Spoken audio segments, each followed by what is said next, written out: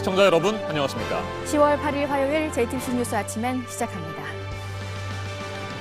조국 법무부 장관 일가를 둘러싼 각종 의혹과 그에 대한 검찰 수사를 놓고 여야가 어제 국회에서 다시 충돌했습니다. 서울중앙지검 등 검찰을 대상으로 진행된 법사위원회 국정감사에서 자유한국당은 가족 사기단이라는 표현까지 썼고 더불어민주당이 반발하면서 거친 공방이 오갔습니다. 문재인 대통령은 최근 잇따르고 있는 장외 집회와 관련해 국민들의 목소리를 엄중하게 들었고 국민의 의견이 나뉘었지만 국론 분열로 생각하지는 않는다고 말했습니다. 국가 소유라는 대법원 판결이 나왔지만 1,000억 원의 보상을 요구하며 훈민정음 해례본 상주본을 내놓지 않고 있는 민간인 소장자에 대해 문화재청이 45번 면담을 했고 프로파일러까지 동원했지만 돌려받을 합리적인 방법이 없었다고 국감 자리에서 설명했습니다. 일본 우익 세력의 테러 협박과 아베 정권의 압박으로 전시가 중단됐던 평화의 소녀상이 오늘부터 아이치 트리엔날레 기획전에 다시 전시됩니다. 전시 중단 2달 만입니다. 소녀상은 오늘부터 폐막일까지 일주일 동안 일반에 공개되는데 관람객들은 금속 탐지기 검사를 받아야 하고 동영상 촬영도 할 수 없습니다. 북미 실무협상 결렬을 선언하고 북한 대표단이 북한으로 돌아간 가운데 북한이 잠수함 발사 탄도미사일을 쏜 것에 대응한 유엔 안보리 소집 요구에 대해서 북한의 강한 반발이 나왔습니다. 김성 유엔 주재 북한 대사는 좌지하지 않겠다며 소집을 요구한 유럽 국가들의 배후에 미국이 있다고 말했습니다. 홍콩 시위 현장에서 마스크 착용을 금지하는 이른바 복면금지법이 지난 5일부터 시행되고 있는 가운데 이 법을 위반한 대학생과 30대 여성 등 2명이 처음으로 재판에 넘겨졌습니다. 시위대와 야당은 전체주의적 발상이라며 반발하고 있는데 일부에서는 계엄령 선포 가능성도 거론되고 있습니다. 아프리카 이주민들을 태우고 이탈리아로 향하던 배가 뒤집히면서 여성 13명이 사망했습니다. 높은 파도에 정원을 초과해 배에 탄 사람들이 한쪽으로 쏠리면서 사고가 난 것으로 전해졌습니다. 국회 법사위원회 어제 국정감사에서 여야가 조국 법무부 장관 일가를 둘러싼 각종 의혹과 그에 대한 검찰 수사를 놓고 충돌했습니다. 자유한국당은 가족 사기단이라는 표현까지 썼고 더불어민주당이 반발하면서 거친 공방이 오갔습니다. 네, 엿새째를 맞은 오늘 국감에서도 조국 장관을 둘러싸고 설전이 예상됩니다. 대전 고검 등을 상대로 한 법사위 국감이 오늘도 또 예정이 돼 있는데 역시 조 장관 관련 수사 문제가 얘기가 될 것으로 보이고요. 금융감독원에 대한 정무위 국감에서는 사모펀드 문제를 놓고 공방이 이어질 것으로 보입니다. 첫 소식 강희연 기자입니다. 서울고등검찰청에서 열린 국정감사는 시작부터 기싸움이 팽팽했습니다. 조국 집 압수수색했던 여검사 무차별 사이버 테러를 당했다. 광장에서 인민재판 광장을 만들고 있는 미쳐 돌아가는 나라입니다, 지금. 조국 장관과 조국 장관 가족에 대한 2달 동안의 언어폭력과 테러가 검찰 그 여검사의 수백 배에 달할 거라고 봅니다. 한국당 정가빈 의원이 조국 장관을 수괴라고 표현하면서 고성이 오갔습니다. 이미 천하가 다 아는 가족 사기단의 수괴를 장관이 임명하고 이는 마치 파렴치하고 철면피한 도둑이 도둑 잡아라 하는 그냥 모욕적이고요. 인신공격적입니다. 아니 장재현 의원 얘기하지 말자 그랬잖아요. 다른 건 얻지 않으면. 송기현 의원 그걸 내로남불이라 그래요. 내가 어제 당신 얘기를 한다 했어? 예, 네? 그만들 하십시오. 그 버릇을 이렇게 못 버리고 그래. 이런 가운데 패스트트랙 수사를 놓고도 검찰 수사가 부적절하다는 자유한국당과 검찰을 압박하지 말라는 민주당의 공방이 이어졌습니다. JTBC 강연입니다. 문재인 대통령이 최근 조국 법무부 장관을 둘러싼 각종 장외 집회와 관련해 어제 처음으로 입장을 밝혔습니다. 국민들의 목소리를 엄중하게 들었다며 국민의 의견이 나뉘었지만 국론 분열로 생각하지는 않는다고 말했습니다. 심수미 기자가 보도합니다. 문재인 대통령이 입장을 낸 것은 수석 보좌관 회의 모두 발언을 통해서입니다. 시민들이 나뉘어 광장에서 낸 목소리가 국론 분열이라고 생각하지 않는다고 했습니다. 국론 분열이라고 생각하지 않습니다. 대의민주주의를 보완하는 직접 민주주의 행위로서 긍정적인 측면도 있다고 봅니다. 다만 토론을 넘어 대립의 굴로 빠져들거나 정치가 대립에 매몰되는 것은 바람직하지 않다고 했습니다. 그러면서 이제 절차에 따라 문제를 해결하자고 말했습니다. 조국 장관 사퇴를 촉구하는 광화문 집회와 조 장관을 옹호하며 검찰 개혁을 요구하는 서초동 집회에 상충되는 목소리를 제도권 정치 안에서 풀어나가자는 겁니다.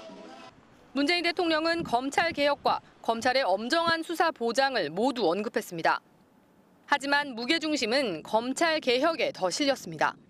다양한 의견 속에서도 하나로 모아지는 국민의 뜻은 검찰의 정치적 중립 보장 못지않게 검찰 개혁이 시급하고 절실하다는 것입니다. 국회는 계류된 개혁 법안을 조속히 처리하고 법무부와 검찰은 법 개정 없이 할 수 있는 방안에 속도를 내달라고 주문했습니다. JTBC 심수희입니다. 국회 문화체육관광위원회 어제 국감에서는 훈민정음 상주본이 이미 3분의 1 이상 훼손됐다는 주장이 나왔습니다. 상주본은 소장자인 배익기 씨가 10년 넘게 소유권을 주장하면서 국가가 가져가려면 1,000억 원을 내라 이렇게 요구하고 있죠. 문화재청은 그동안 배 씨를 45차례 만났으며 계속해서 설득하고 있다고 밝혔습니다. 이한길 기자입니다.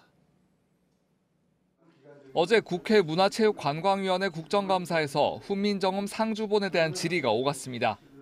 저희가 대법원에 이미 결정이 나왔기 때문에 강제 집행이라든가 여러 가지 특단의 조치를 지금 진행을 하고 있습니다. 문화재청은 프로파일러까지 동원해 배 씨를 설득하고 있지만 아직 별다른 성과는 없다고 밝혔습니다. 45회에 직접 면담을 했고요. 또 프로파일러 등을 동원해서 그 배익기 씨의 그 심리 상태라든가 이런 것들을 정확히 짚어내려고 노력을 했습니다만 이런 가운데 상주본이 이미 상당 부분 훼손됐다는 주장도 나왔습니다. 현재 상주본은 전체 30석장 가운데 3분의 1 가까이가 없는 상태로 갑니다. 아직 저희가 실물을 찾지 못해서 그 어느 정도 상태인지 정확하게 설명드리기는 좀 어려울 것 같습니다. 배 씨는 앞서 지난 2008년 집을 수리하던 도중 발견했다며 훈민정음 상주본 일부를 공개했습니다. 이후 대법원은 상주본을 국가 소유라고 판결했지만 배 씨는 1,000억 원 정도의 보상을 요구하며 문화재청에 넘기지 않고 있습니다. JTBC 이한길입니다. 일본 우익 세력의 테러 협박과 아베 정권의 압박으로 전시가 중단됐던 평화의 소녀상이 오늘부터 아이치 트리엔날레 기획전에 다시 전시됩니다. 전시 중단 2달 만입니다. 소녀상은 오늘부터 폐막일까지 일주일 동안 일반인들에게 공개되는데 관람객들은 금속 탐지기 검사를 받아야 하고 동영상 촬영도 할 수 없습니다. 서유정 기자가 보도합니다. 日本人の心を踏みにじる行為であって、こんなとこでやらなくても別にやれるとこはいくらでもあるじゃない。 나고야 시장과 스가 관방장관까지 나서 압박하며 개막 사흘 만에 중단됐던 소녀상 전시. 이 전시가 오늘 오후부터 다시 열린다고 NHK 등 일본 언론이 밝혔습니다. 아이치 트리엔날레 예술제의 전체 실행위원회와 소녀상 기획전 실행위원회가 전시를 다시 열기로 합의한 겁니다. 실행위원장인 오무라 히데아키 아이치현 지사는 원만한 형태로 일본 최대의 국제예술제를 완성하는 게 목표라고 밝혔습니다. 다만 이들은 안전을 위해 한 번에 30명씩만 관객을 입장하게 하고 금속 탐지기 검사도 하겠다고 밝혔습니다. 소녀상을 동영상으로 찍는 것도 금지합니다. 소셜미디어를 통해 전시 내용이 퍼지는 걸 막기 위해서입니다. 앞서 지난 8월 3일 오무라 지사는 테러 협박에 관객과 직원들의 안전을 보장할 수가 없다며 전시를 중단한 바 있습니다. 평화의 소녀상은 오늘부터 폐막일인 14일까지 일주일 동안 공개됩니다. JTBC 서효정입니다. 북한이 지난 5일 스톡홀름 비핵화 실무 협상 결렬 이후 미국에 대한 비난 전선을 넓히고 있습니다. 잠수함 발사 탄도미사일 SLBM 발사와 관련한 유럽 국가들의 유엔 안전보장이사회 소집 요구에 대해서는 좌시하지 않겠다며 강하게 비난했습니다. 유엔 주재 북한 대사는 기자회견을 통해 그 배후에 미국이 있다고 주장했습니다. 워싱턴을 연결합니다. 임종주 특파원, 먼저 김성 유엔 주재 북한 대사의 기자회견 내용부터 전해주시죠. 네, 김성 북한 대사가 이곳 시각으로 오늘 월요일 오전에 기자회견을 열었습니다. 안보리 소집 요구를 위험한 시도라며 좌시하지 않겠다고 경고했습니다. 직접 들어보겠습니다.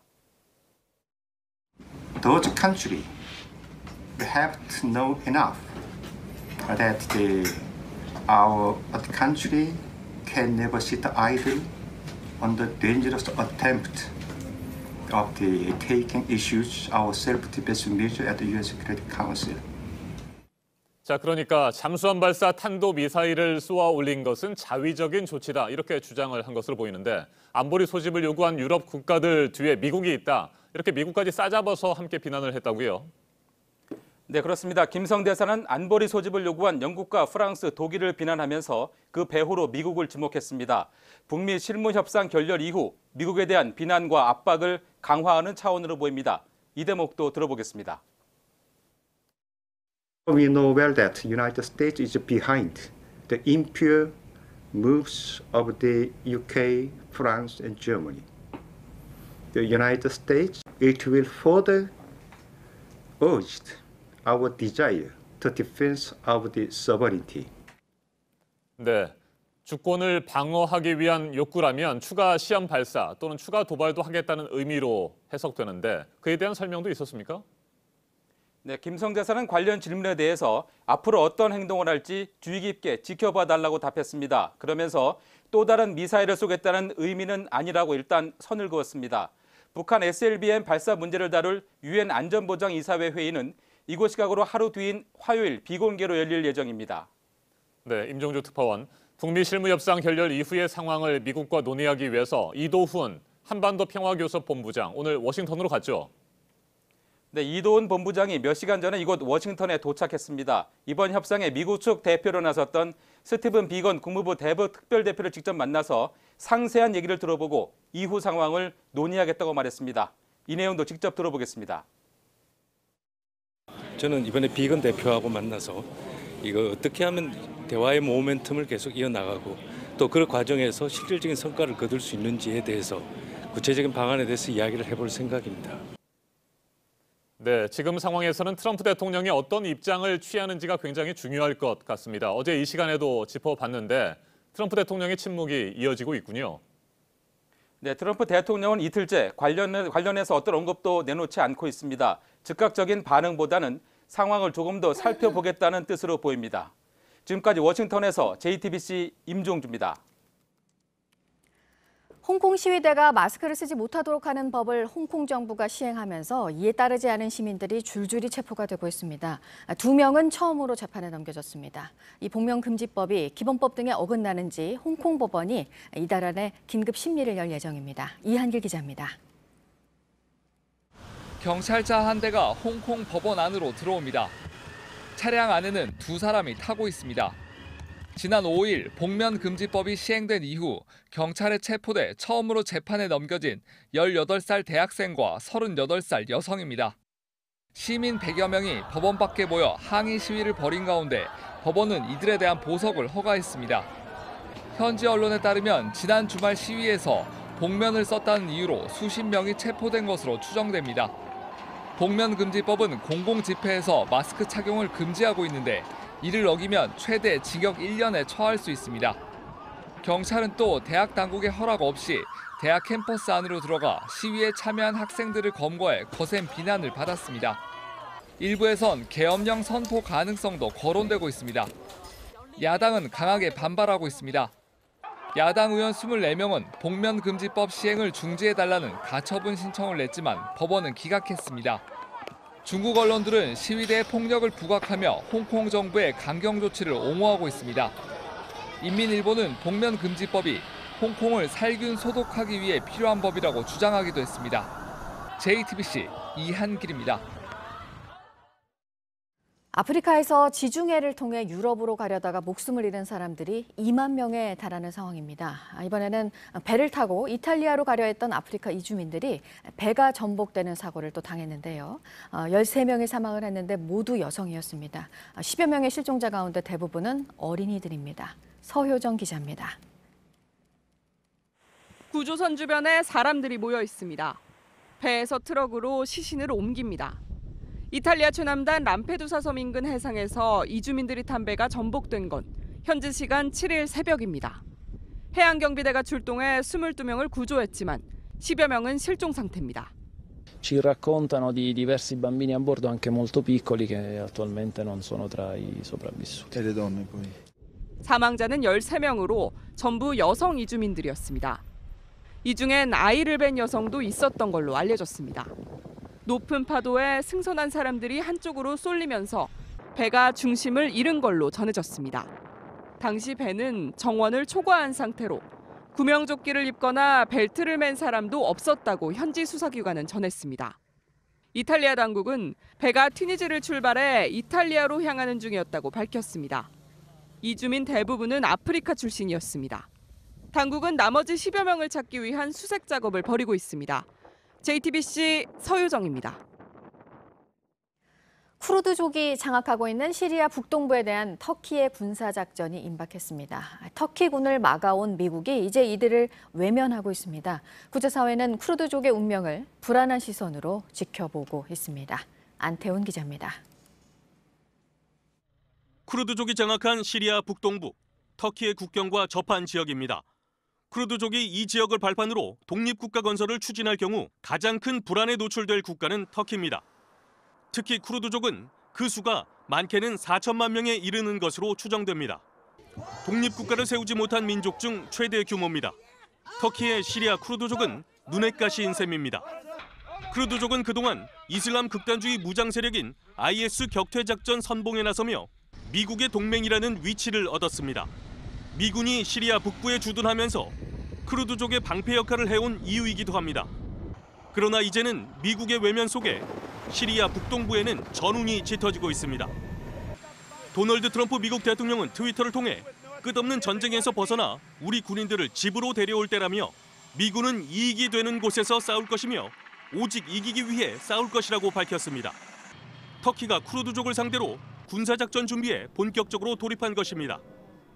Sayın Başkan'ın ifade ettiği gibi bu çekilme olayı başlamış vaziyette ve şu anda buradaki karşılıklı muhataplar çalışmalarını yürütüyor. 트럼프 대통령은 미군 철수에 대한 비판 여론이 심상치 않자 터키를 겨냥 터키가 도를 넘는 것으로 간주된다면 터키의 경제를 완전하게 파괴할 것이라고 언급했습니다. 유럽연합은 터키군이 시리아 북동부로 진격할 경우 민간인 피해와 대규모 난민이 발생할 것이라고 경고했습니다. JTBC 안토니입니다. 2주 뒤에 있는 일왕 즉위식에 우리 정부 대표로 이낙연 총리가 참석할 것으로 보인다는 일본 언론의 보도가 나왔습니다. 최종 조율을 하고 있다는 건데요. 보도 연결해서 알아보도록 하겠습니다. 이재승 기자, 이 총리가 전 일본 총리와도 접촉할 것이라고도 전했습니다. 이에 대해서 우리 총리실 입장은 어떻습니까? 네, 이 총리실은 이낙연 총리의 일본 일왕 즉위식 참석 여부와 관련해서 정해진 바 없다고 밝혔습니다. 그러나 일왕 즉위식이 2주 앞으로 다가온 만큼 이 총리의 참석 여부는 늦어도 이번 주 안에 결정될 가능성이 큽니다. 일본 교도통신은 한국 정부가 일왕 즉위식에 이 총리를 파견하겠다는 입장을 일본에 전달했고 양국이 최종 조율 중이라고 보도했습니다. 일본의 수출 규제 조치 이후에 한일 외교 관계가 나빠진 상황에서 이 총리가 일왕 즉위식에 파견될 경우 문 대통령의 특사로 메시지를 전달할 가능성도 있는 것으로 알려졌습니다. 나루히토 일왕은 오는 22일에 일본 국민과 외국 사절단 앞에서 즉위식을 하는데요. 이를 위해 일본 정부는 22일을 임시 휴일로 지정하고 또 190여 개의 나라에 초청장을 보냈습니다. 네, 그리고 한국의 지소미아 종료 결정에 대해서 미국에서 또 말이 나왔습니다. 미 국방부 산하의 미사일 방어청장이 말을 했네요. 네, 존 일 미국 미사일 방어청장은 어제 한국의 한일 군사정보보호협정 지소미아 종료 결정에 대해서 정보 공유를 위한 최적의 상황은 아니다라고 말했습니다. 그러면서 한일 양국의 차이를 해소하길 바란다고 밝혔습니다. 힐 청장은 한국과 미국 또 한국과 일본 간 이 정보 공유가 가능은 하겠지만 최적은 아니다라고 말했는데요. 힐 청장은 북한의 최근 미사일 발사 시험에 대해서도 언급했습니다. 그것을 억제할 수 있다는 강한 신념을 갖고 있다면서도 다만 북한이 발사뿐만 아니라 운반할 수 있는 여러 방식을 시도하는 점에 주목한다며 그것을 계속 주시할 필요가 있다고 강조했습니다. 잠시 8시쯤에 새로 나온 내용들 정리해서 다시 뵙겠습니다. 지금까지 아침엔 지금 JTBC 이재승입니다. 이번에는 오늘 아침 체크해봐야 할 뉴스들을 분야별로 살펴보겠습니다. 먼저 정치 분야입니다. 문희상 국회의장과 여야 5당 대표가 정치 현안에 대해 상시적으로 만나서 논의하는 정치협상회의를 신설하기로 뜻을 모았습니다. 검찰개혁을 비롯한 사법개혁과 선거법 개정 등 정치개혁을 우선 의제로 다룰 예정입니다. 어제 오전 동해에서 북한 어선이 일본의 어업 단속선과 충돌해 침몰했습니다. 배가 가라앉으면서 바다에 뛰어들었던 북한 선원 60명은 모두 구조됐습니다. 일본의 배타적 경제 수역에서 나가라고 요구하던 일본 단속선과 충돌한 것으로 알려졌는데 동해 황금어장에서 북한과 일본의 긴장감이 높아지고 있습니다. 청탁 대가로 지역구 사업가들로부터 뇌물을 받은 혐의와 관련해 자유한국당 원유철 의원에 대해 검찰이 징역 8년을 구형했습니다. 금품 수수 기간이 길고 횟수도 여러 차례라며 5선 의원으로 다른 공무원에 비해 범죄의 중대성이 크다고 설명했습니다. 영세 온라인 사업자들에 대한 대출 지원이 실시됩니다. 연매출이 30억 원이 안 되는 경우 최대 1억 원의 사업 자금을 연 2%대 금리로 빌릴 수 있습니다. 카드사에서 결제 자금을 지급을 해도 실제로 이들에게 지급되기까지 15일이 걸린 데 따른 유동성 문제를 해결하기 위한 조치입니다. 부동산 법원 경매에서 10년 만에 가장 낮은 수준으로 내려갔던 감정가 대비 낙찰가 비율, 낙찰가율이 지난달에는 반등을 했는데요. 62.8%까지 하락했다가 70% 선으로 올라갔습니다. 전국적으로 낙찰가율이 가장 높은 곳은 대구고 이어서 대전이었습니다. 자유한국당 김성태 의원의 딸을 비롯해서 유력 인사들의 친인척들을 부정 채용한 혐의를 받고 있는 이석채 전 KT 회장. 1심 선고가 모레로 예정이 돼 있었는데 연기가 됐습니다. 검찰이 증거를 추가로 제출하고 변론 재개를 요청해서 선고가 미뤄진 것으로 전해졌습니다. 계속해서 사회 분야 뉴스입니다. 어제 오후 4시 40분쯤 충남 금산군의 한 인삼 진액 보관 창고에서 폭발로 추정되는 화재가 발생했습니다. 폭발로 샌드위치 패널이 수미터 날아갔고 50대 창고 관계자가 화상을 입어 병원에서 치료를 받았습니다. 소방당국이 정확한 원인을 조사하고 있습니다. 여성 스태프 2명을 성폭행하거나 추행한 혐의로 구속된 배우 강지환 씨의 재판이 어제 비공개로 진행됐습니다. 강 씨 측은 범행 현장 CCTV 영상이 피해자들의 사생활과 직결되는 부분이라며 비공개 변론을 요청했고 검찰이 동의했습니다. 서울 지하철 9호선 노조가 어제부터 사흘 일정으로 파업에 들어갔는데 어제 하루 큰 혼란은 없었습니다. 파업 구간이 9호선 전체 20% 정도로 짧은 데다 서울교통공사가 대체 인력을 투입해 지연 운행은 없었던 것으로 알려졌습니다. 조선왕실의 비석과 지석 탑본 특별전이 오늘부터 열립니다. 효정 영릉을 경기도 여주로 옮길 때 함께 묻으려고 만든 청화백자 지석 3점도 처음으로 공개가 됩니다. 한국학중앙연구원 장서각에서 12월까지 볼 수 있습니다. 청주 공예 비엔날레가 오늘부터 열립니다. 다음 달 17일까지 35개 나라 1,200여 명 작가들의 작품 2,000여 점을 감상할 수 있습니다. 지리산 국제환경예술제도 오늘 시작이 됩니다. 지리산에 세계적인 자연예술 작품을 설치하고 우리의 환경 생태와 작품을 세계에 알리는 자리입니다. 다음 달 7일까지입니다. 네, 여야가 지금 가장 강하게 충돌하고 있는 국회 법사위 국정감사. 오늘은 대전고법, 대전고검을 상대로 진행이 되는데 어제와 마찬가지로 조국 장관 관련 검찰의 수사를 놓고 거센 공방이 이어질 것으로 보입니다. 금융감독원에 대한 국감에서는 사모펀드 의혹을 놓고 설전이 예상됩니다. 사기 혐의를 받고 있는 가수 마이크로닷 부모에 대한 1심 선고가 오늘 나옵니다. 검찰은 마이크로닷의 아버지에게는 징역 5년을, 어머니에게는 징역 3년을 구형했습니다. 한국 GM 카잼 사장과 면담을 한 뒤 파업을 일시 중단한 한국 GM 노조가 오늘 일주일 만에 사측과 협상을 이어갑니다. 임금 인상안은 없고 복지 확대 등 진전안이 나올 것으로 전해졌고요. 노조가 이를 받아들일지 고심하고 있습니다. 주목할 만한 분야별 뉴스들 체크해드렸습니다. 이어서 기상정보입니다. 오늘 아침 어제보다 쌀쌀합니다. 내륙 곳곳 10도에서 15도 안팎까지 떨어져 있고요. 일부 지역은 바람이 강해서 체감온도 5도 안팎 가리키는 곳이 많습니다.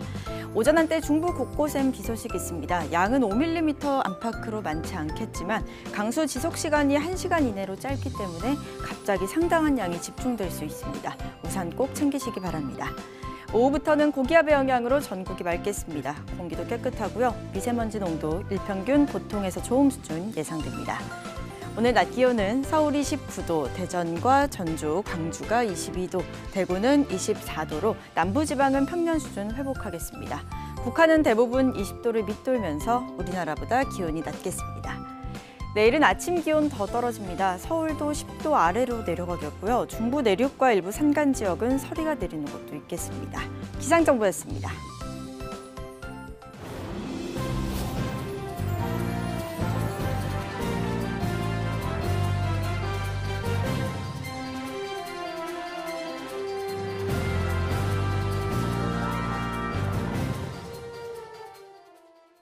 주사 한 번만 맞으면 3년은 통증을 줄여준다던 관절염 치료제 인보사.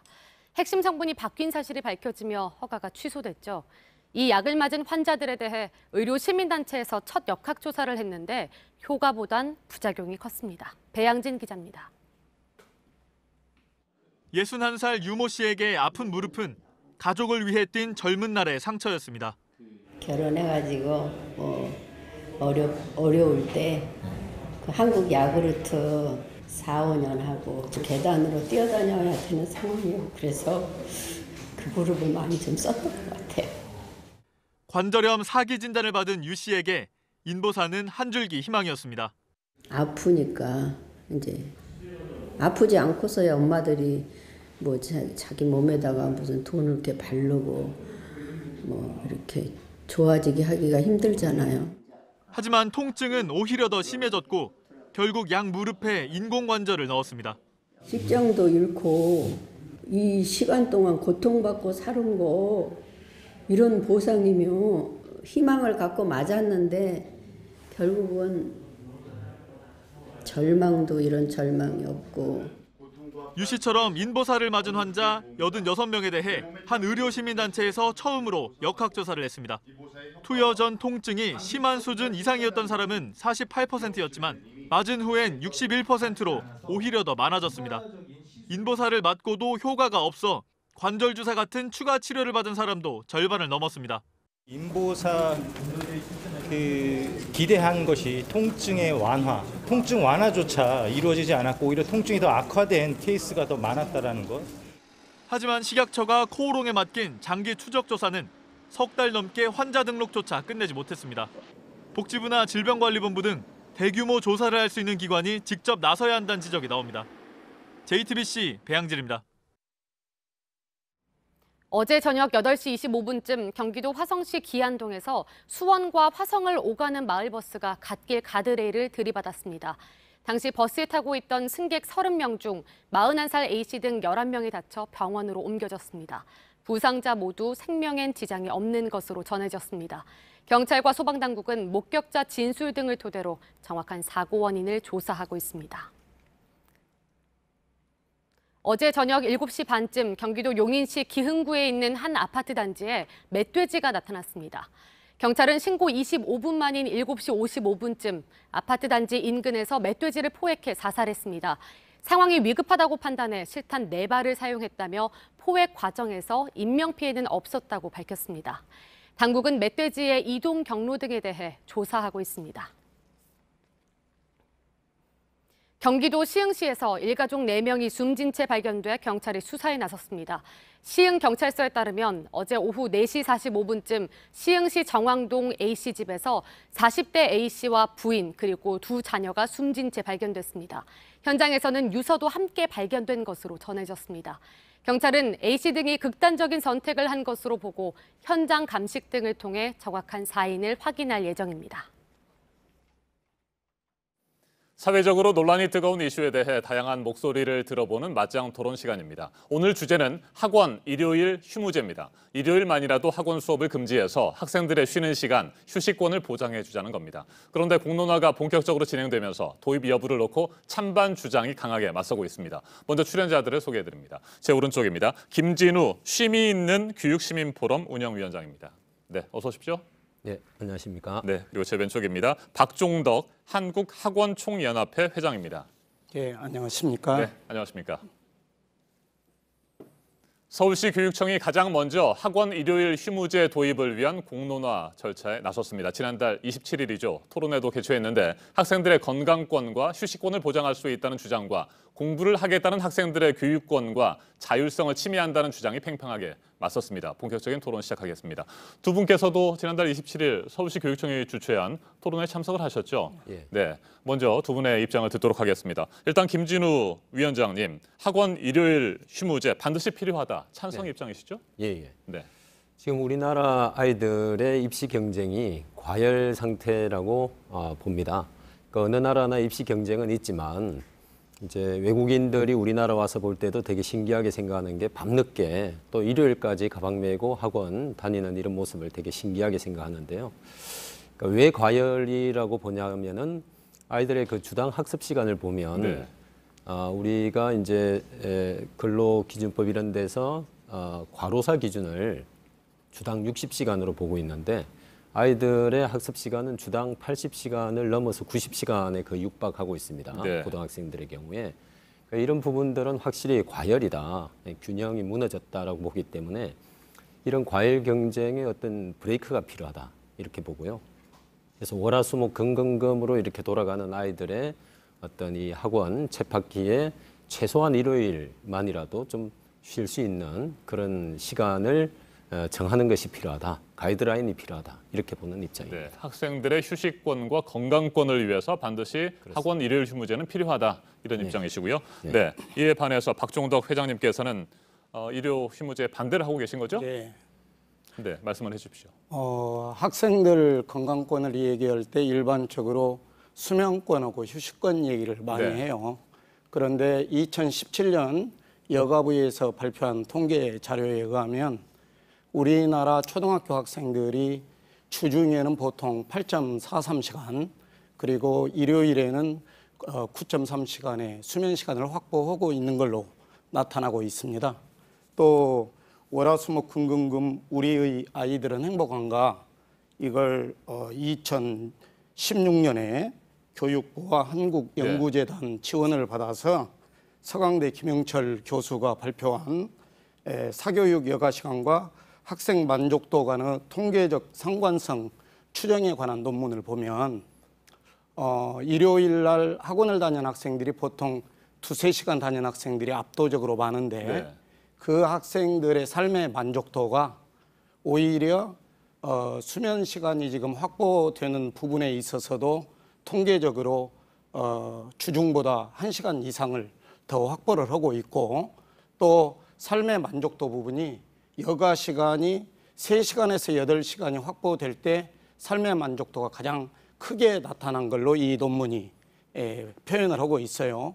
이런 내용에 의하자면, 이런 근거에 의하자면 일요 휴무제가 학생들의 건강권, 특히 수면권과 휴식권을 보장한다. 이것은 상관적인 객관적 근거를 제시하지 않는 의제다. 이렇게 저희 쪽에서는 자료 제시를 하고 있습니다. 네, 그러니까 일요일에 학원 수업을 못하도록 금지한다고 해서 학생들이 더 많이 쉬고 더 잠을 많이 잘 수 있을 거라고 보지는 않는다. 그렇죠. 이런 말씀이시고요. 이에 대해서 반론을 좀 하셔야 될 것 같습니다. 두 가지로 말씀드릴 수 있을 것 같은데 학원 다니는 아이들도 행복하다 이렇게 말씀하셨는데요. 물론 뭐 그런 아이들도 있겠지만 전체적으로 봤을 때 우리나라 학생들의 그 행복감, 삶의 만족도가 전 세계 조사에서 거의 꼴찌로 나옵니다. 그리고 그 이유는 학업 부담에 대한 것이고요. 그러니까 전체적으로 볼 때 이러한 입시 과열 경쟁으로 인해서 삶의 만족도가 바닥이다라고 하는 것들은 뭐 대부분 다 인정하고 있는 부분들인데 뭐 여전히 우리 아이들 학원 다녀도 행복하다라고 하는 부분들은 우리 학부모님들도 잘 동의하기 어려울 것 같고요. 그다음에 일요일 날 뭐 학원 다니는 아이들이 행복하다. 근데 행복감은 여러 요인들이 영향을 줄 수는 있습니다. 그러니까 가정이 화목하다든지 좀 잘 산다든지 이런 아이들은 행복할 수 있죠. 이제 그런 요인들에 의한 것인지 일요일 날 학원을 다녀서 행복한 것인지 그 상관관계, 인과관계는 분석을 해봐야 된다라고 생각하고요. 그다음에 학원이 뭐 수면 시간에 영향을 주지 않는다. 저는 전혀 이해가 안 되고요. 왜냐하면 우리 아이들이 볼 때 학부모들의 입장에서 볼 때 아이들이 대단히 바쁜 삶을 살고 있는데 그 이유 중에 하나가 학교 숙제도 있지만 학원 숙제도 있고 그 학원을 갔다 와서 이제 비로소 좀 쉬고 놀아야 되기 때문에 또 밤에 잠도 늦게 자고 이런 현상들이 일반적입니다. 그래서 제가 독일에서 우리나라에 그 교환 학생 온 아이들의 얘기를 들어보니까 거기는 9시, 10시 되면 다 자는데 부모님도 일찍 자라고 하는데 네. 우리나라 아이들은 뭐 새벽 1시 넘어서 이렇게 자는 걸 보고 매우 의아했다. 그 원인에 학원이 있다. 이건 부인하기 어려울 거라고 생각합니다. 네, 그러니까 김진우 위원장님께서는 계속해서 말씀하시는 것이 우리 아이들이 공부하느라 너무 고생이 많고 쉴 시간도 제대로 없는데 일요일까지도 학원에서 아이들을 공부하게끔 하는 것은 너무 잔인하다. 뭐 이런 말씀이신 것 같습니다. 네, 자 박종덕 회장님, 실제로 우리 아이들이 받고 있는 학업에 대한 부담과 스트레스 엄청나지 않습니까? 그렇죠. 그런 측면들을 고려한다면 예. 일요일이라도 하루 좀 쉴 수 있게 해주는 거 뭐 절대 받아들일 수가 없습니까? 문제의 네. 본질은 뭐냐면 학생들의 삶의 만족도가 대한민국이 떨어져 있다. 그건 전부 다 인정하고 있는 사실이죠. 네.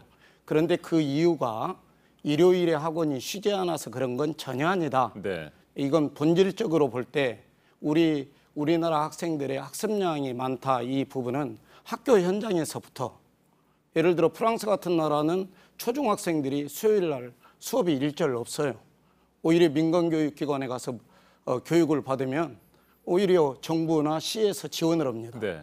이러한 제도적인 여러 가지 부분으로 삶의 만족도를 높여야지 전혀 일요휴무제를 시행하지 않아서 건강권이 확보가 안 되고 휴식권이나 수면권이 보장이 네. 안 되는 건 아니다. 네. 이제 그 본질적 말씀을 드리는 거죠. 알겠습니다. 박 회장님께서는 그러니까 뭐 일요일에 학원 수업을 안 한다고 해서 아이들이 그러면 공부를 안 하고 하루 종일 뭐 놀 수 있느냐? 뭐 이건 아닌 거고 결과적으로는 가장 큰 문제는 우리의 대학 입시의 치안한 경쟁 상황 뭐 이런 부분, 대학 입시 제도이기 때문에 완전히 뭐 일요 휴무제로 한다고 해서 아이들에게 휴식권과 건강권을 주는 것으로 직결시켜서 생각하는 것은 무리가 있다 이런 말씀이신 것 같군요. 객관적 근거 자료가 없다 그렇게 네. 말씀드리는 거죠. 네, 그리고 두 분이 그동안에 토론을 했던 것들을 제가 쭉 지켜보니까 박 회장님께서는 풍선 효과를 강조를 하신 것 같습니다. 그러니까 학원을 일요일에 가지 못하게 한다면 개인 과외를 한다거나 뭐 인터넷 강의를 더 들어야 된다거나 이런 부담이 다른 쪽으로 뭐 옮겨갈 수 있다 이런 주장이신 거죠? 예, 객관적인 통계 자료가 그걸 입증해주고 있습니다. 2006년도에 17개 시도 교육청에 등록된 개인과의 숫자는 4만 8천여 개였는데 2010년이 되면서 이게 교습 시간 제한을 시키면서 급증해가지고 무려 2배 가깝게 8만 8천 개 개인과의 등록자가 증가가 되고 이게 2018년 기준으로 보면은 12만 9천 개, 13만 개에 이르는 또 70%의 증가 효과. 그래서 포커스를 학원 규제에만 맞추게 될 때 오히려 이와 같은 개인과의 범람을 가져왔다. 역대 정부의 교육 정책이 이건 객관적인 통계 자료로 제시하고 있는 건데 뭐 개인과의 숫자가 폐업자 신고가 없으니까 그렇다. 그런데 개인과에는 속성상 오히려 지금 신고된 숫자보다 신고되지 않는 숫자가 훨씬 더 많다. 이럴 때는 오히려 지금 사교육 정책이 개인과의 범람을 초래했다. 이걸 저희 쪽에서 통계 자료로 제시하고 있는 거죠. 네. 그런데 김진우 위원장께서는 풍선 효과를 인정할 수 없다 이런 입장이십니까? 예. 조금 전에 말씀하신 심야 교섭 제한 이후에 개인과외가 폭증했다. 이 부분이 저도 의아해서 정말로 그러한가 사실을 한번 확인해 봤습니다. 그래서 교육청 관계자에게 물어본 결과 그 개인과의 경우는 이제 등록은 하지만 폐업 신고는 하지 않기 때문에 계속적으로 숫자가 누적이 돼서 증가하는 것처럼 보이는 일종의 착시 현상이다. 이렇게 봤고요. 그러면 실제로 그걸 무엇으로 검증해야 되냐 그러면은 그 등록 숫자 말고 실제로 학생들이 어떤 유형에 많이 참여하고 있는가 그 공식 조사를 봐야 됩니다. 그래서 제가 그 자료를 잠깐 갖고 나왔는데요. 혹시 비춰줄 수 있으면 좋겠습니다. 좀 잡아주시겠습니까? 예. 네. 이건 통계청에서 이제 학생들에게 정기적으로 조사를 하는 건데, 그 보면은 2007년도에 가해가 22.5였다가 2016년에 19.0%로 줄어들었습니다. 네. 반면 학원은 29.8%에서 31.5%로 늘어났습니다. 이게 이제 팩트에 가까운 거죠. 그런 측면에서 어떤 가해 심야 교섭 제한으로 인해서 가해가 늘어났다라고 하는 거는 팩트가 아니다. 이렇게 말씀드리고요. 그래서 심야교섭 때문에 풍선 효과로 과외가 늘어났다. 이건 근거가 없는 얘기고요. 저는 오히려 이제 이거를 냉장고 효과라고 얘기를 합니다. 네. 냉장고 효과라고 하는 거는 냉장고 용량을 늘리면 또 거기 음식을 또 꽉 채우는 그런 경향이 있거든요. 그러니까 말하자면 공급이 수요를 늘리는 현상, 이런 부분이고 반대로 공급을 줄이면 수요도 따라서 줄어드는 현상이라고 봅니다. 그런 차원에서 볼 때 심야 교섭의 경험을 보면 10시까지 단축한 지역의 경우에 심야 학원을 다니는 학생들의 비율이 대폭 줄어들었습니다. 그러니까 이거는 풍선 효과로 과외로 가거나 그러지 않았고 그냥 절대 양이 줄어든 거죠. 즉 그런 효과를 지금 심야 교섭 제한의 효과를 일요일까지 확장하자 이런 주장인 것이죠. 네, 위원장님. 그런데 일요 휴무제에 반대하는 측에서는 이런 주장을 합니다. 학생들의 학습권도 보호할 필요가 있지 않겠느냐. 네. 모든 것들을 다 정부가 나서서 나라에서 규제하고 금지하면 되겠느냐. 일요일에 학원에 가서 공부하려고 하는 학생들이 있을 텐데 이건 뭐 학생들 자율에 맡기는 것이 좋지 않겠느냐 이런 의견입니다. 어떻게 생각하십니까? 예.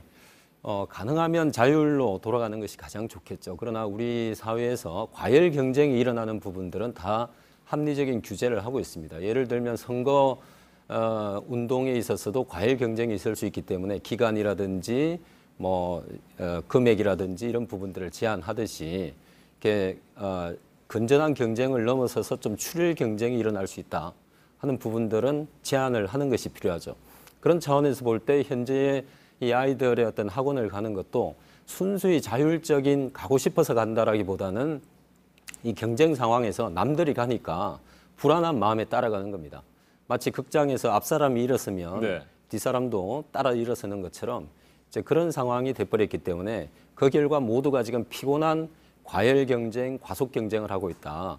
그래서 이 부분에 있어서는 적정한 경쟁이 될 수 있도록 이 과열의 부분을 좀 낮춰주는 거, 그것이 사실은 학생이나 학부모들이 다 원하는 바라고 할 수 있겠습니다. 그래서 우리가 여론조사를 보면 네. 학원 휴일 휴무제에 대한 그 공감대가 높게 나옵니다. 이 부분은 지금 우리가 학원을 마지못해 보내고 있지만 좀 우리 사회 전체가 합의를 해서 이런 부분들은 좀 슬로우 다운하자, 그런 합의를 해줬으면 좋겠다라고 하는 그런 뜻을 보여주고 있는 거라고 봐야겠죠. 네, 학생이나 학부모들 전체적으로 다 동의를 한다면 충분히 좋은 일일 거는 같습니다. 그런데 제가 추가 질문 하나 더 드린다면 네. 과열 경쟁 물론 맞는 얘기고요. 그렇지만 모든 상황들을 일반화시킬 수는 없잖아요. 그러니까 예를 들어서 평일에는 내가 학교에 다니느라고 학원에 갈 시간이 없고 나는 영어 이 과목이 부족한데 일요일에라도 학원에 가서 공부를 하고 싶다 이런 학생들도 있을 거고요. 또 지방이라든지 아니면 서울시 외곽에 있는 학생들의 경우에 평일에 학원 갈 시간이 없었고 일요일에 가서 학원에서 배우고 싶다 이런 학생들도 있을 수 있지 않을까요? 네, 그렇습니다. 근데 이제 평일에 못 가기 때문에 주말에 꼭 가야 된다라고 하는 경우가 전체적으로 이제 얼마나 될지 잘 모르겠는데 대단히 좀 소수라고 일단 생각하고요. 네. 그다음에 그 아이들은 제가 좀 아는데 제가 가르치고 있는 아이들이기도 합니다. 그 아이들은 특목고, 주로 특목고에 있는 아이들인데요. 이 아이들의 주당 평균 학습 시간이 90시간 가까이 되거든요.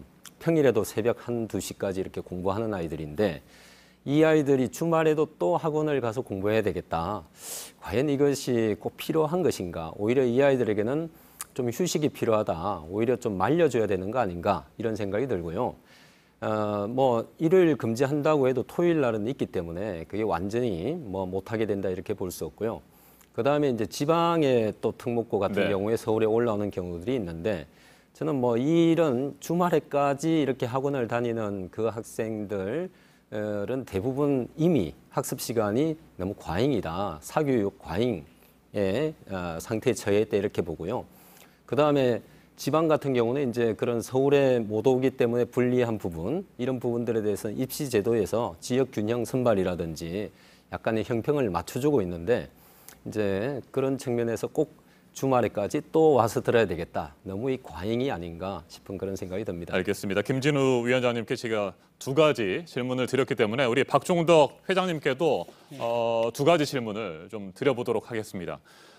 지금 학원 총연합회 회장을 맡고 계시잖아요. 예. 학생들의 학습권을 얘기를 하셨습니다만 예. 동시에 지금 학원들을 대표해서 말할 수밖에 없는 상황이 학원의 영업권 아니겠습니까? 결국에는 일요일에 학원들이 수업을 못하게 되면 그만큼 수익이 줄어들게 되는 거고 이 부분을 우려하시는 건 아닙니까?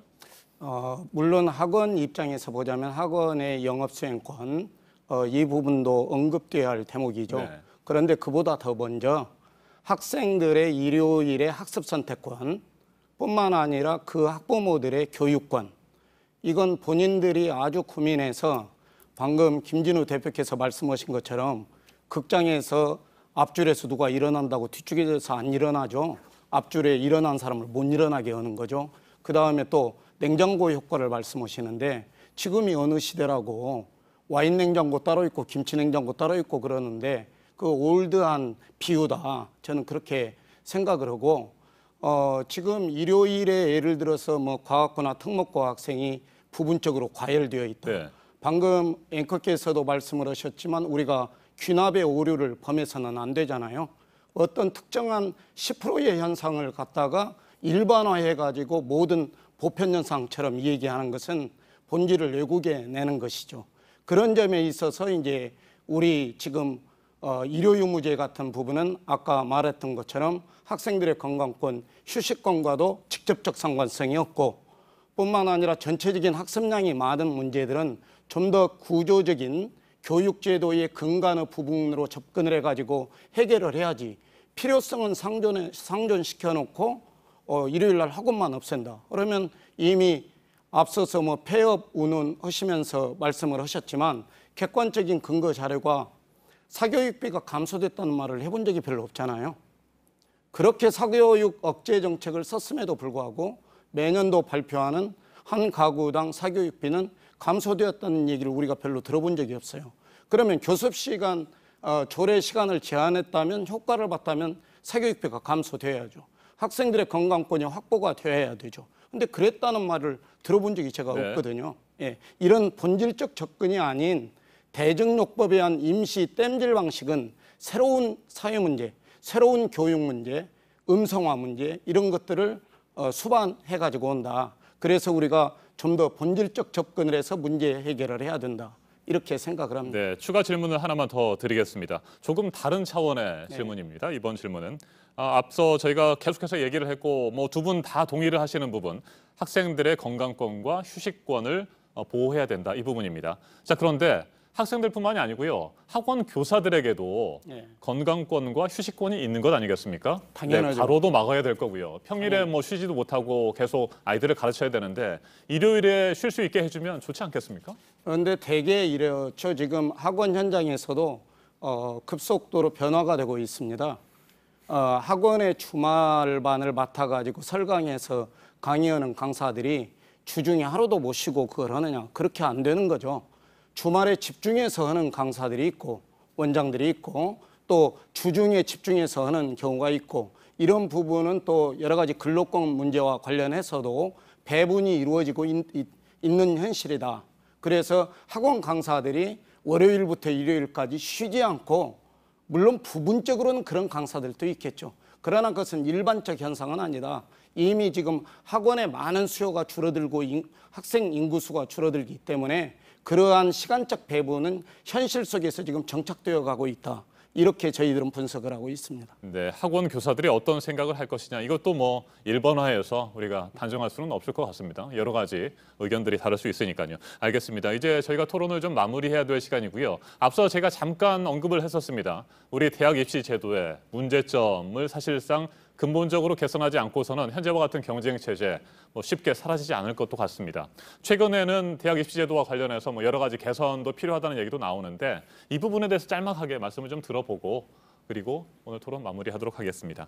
먼저 위원장님 말씀하시죠. 네, 저는 입시 경쟁을 구조적으로 이제 풀어야 된다는 부분에 동의를 하지만 그것이 쉽지 않고 그리고 어떻게 하든 경쟁이라고 하는 건 있습니다. 그렇기 때문에 그 경쟁이라고 하는 거가 과열되지 않게끔 관리하는 것은 필요하다고 보고 실제로 현재 구조화에서도 효과가 있습니다.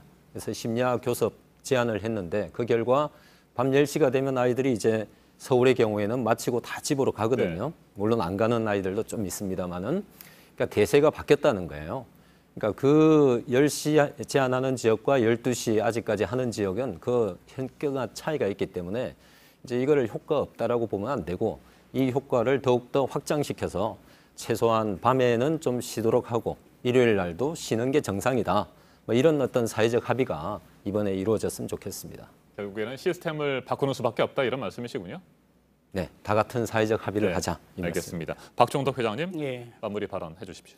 예, 언제나 우리가 이러한 사교육 문제가 이슈가 되었을 때 꼭 하는 말이 있죠. 공교육이 정상화되어 가지고 학교 교육이 학원 교육의 버블을 흡수해주고 또 양성화되어 있는 학원 교육이 음성화된 개인과의 시장의 버블을 흡수해주고 이게 이제 미래 비전 있는 대안으로 가는 교육 정책이 그렇다. 일반론을 그렇게 얘기하죠. 한 가지 사례를 들어서 얘기하면 앞서도 한번 언급을 했습니다만 프랑스 같은 나라는 아주 대표적으로 국립 1대학, 2대학 해가지고 서열화를 완화시키는 교육 정책을 취하고 있는 대표적인 나라예요. 그런데 그런 나라에서도 문과, 이과의 상위 10%는 폴리테크랄지 여기에 속하기 위하여 치열한 경쟁이 있습니다.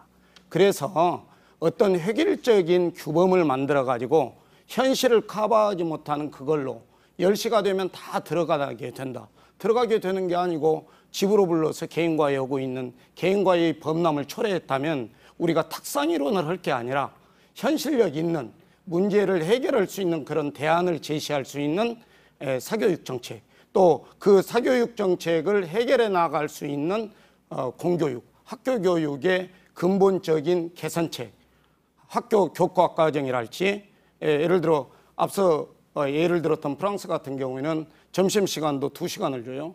우리가 학생들의 건강권을 생각하는데 체육 시간을 더해시하고 있는 건 아닌가. 이런 학제에 관련된 여러 커리큘럼에 대한 성찰이 있어야 된다고 생각을 합니다. 알겠습니다. 여기까지 듣도록 하겠습니다. 우리 아이들 공부하느라고 너무나 고생이 많습니다. 부담도 크고 또 스트레스도 굉장히 많이 받고 있습니다. 학원 일요일 휴무제를 놓고 저희가 토론을 벌였습니다만 앞으로 계속해서 이 논쟁이 진행이 되겠죠. 이 논쟁의 중심에는 반드시 우리 학생들이 있어야 될 것으로 보입니다. 우리 학생들이 어떻게 생각하느냐가 굉장히 중요하고요. 아이들, 학생들의 의견도 듣는 그런 절차도 반드시 필요해 보입니다. 오늘 토론 여기서 마무리하도록 하겠습니다. 맞짱 토론 김진우 쉼이 있는 교육시민포럼 운영위원장 그리고 박종덕 한국학원총연합회 회장과 함께했습니다. 두 분 토론 잘 들었습니다. 감사합니다. 감사합니다. 감사합니다.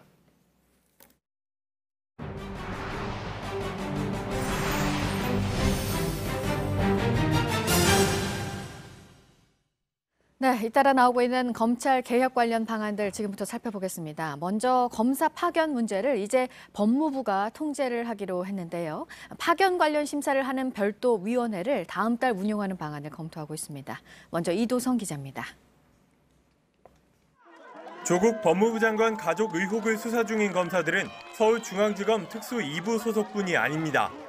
같은 청 외에도 서울 남부지검 소속 검사도 파견됐습니다.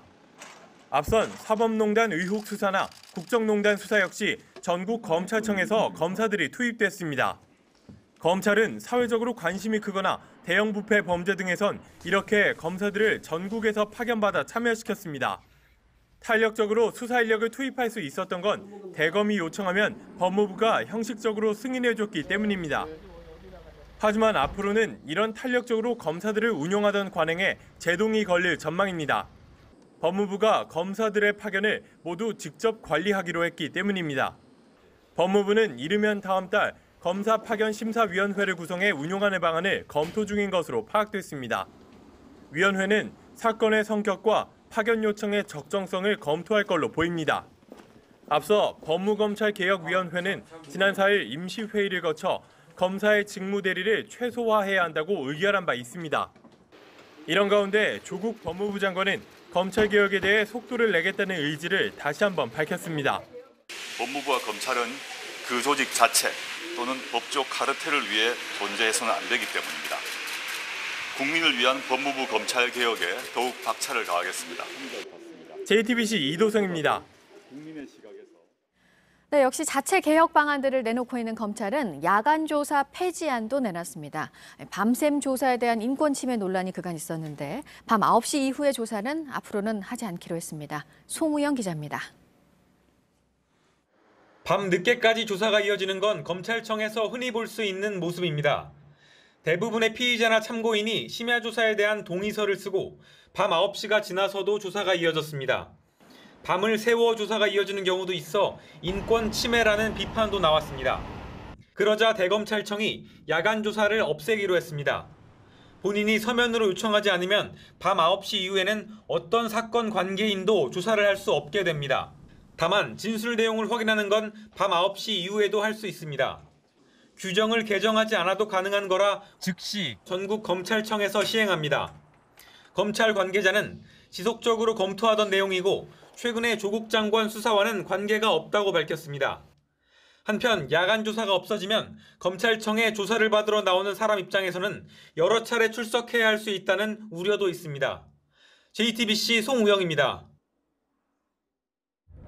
오늘의 핵심 뉴스들을 정리해드리는 아침엔 주요 뉴스입니다. 조국 법무부 장관 일가를 둘러싼 각종 의혹과 그에 대한 검찰 수사를 놓고 여야가 어제 국회에서 다시 충돌했습니다. 서울중앙지검 등 검찰을 대상으로 진행된 법사위원회 국정감사에서 자유한국당은 가족 사기단이라는 표현까지 썼고 더불어민주당이 반발하면서 거친 공방이 오갔습니다. 문재인 대통령은 최근 잇따르고 있는 장외 집회와 관련해 국민들의 목소리를 엄중하게 들었고 국민의 의견이 나뉘었지만 국론 분열로 생각하지는 않는다고 말했습니다.